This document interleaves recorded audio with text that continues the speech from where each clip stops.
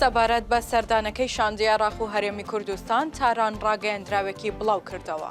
دوێنێ یەکشەممە دەی تشرینی دووەمی 2024 شاندێکی عێراق و هەرێمی کوردستان بە سەرۆکایەتی قاسم عەڕەجی، ڕاوێژکاری یاسایشی نیشتیمانی عێراق و ڕێبەر ئەحمەد وەزیری ناوخۆی هەرێمی کوردستان سەردانی تارانیان کردو لەگەڵ عەباس عەراقچی وەزیری دەرەوەی ڕژێمی ئێران کۆبوونەوە.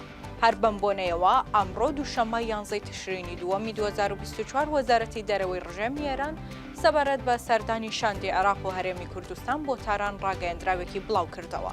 لە ڕاگەیەندراوەکەی وەزارەتی دەرەوەی ڕژێمی ئێراندا باس لەوە کراوە لە دیدارەکەی شاندەکەی عێراق و هەرێمی کوردستاندا لەگەڵ وەزیری دەرەوەی ئێراندا باس لە چەند بابەتێکی گرنگ و پەیوەندیدار بە ئاسایشی هەردوو وڵات کراوە.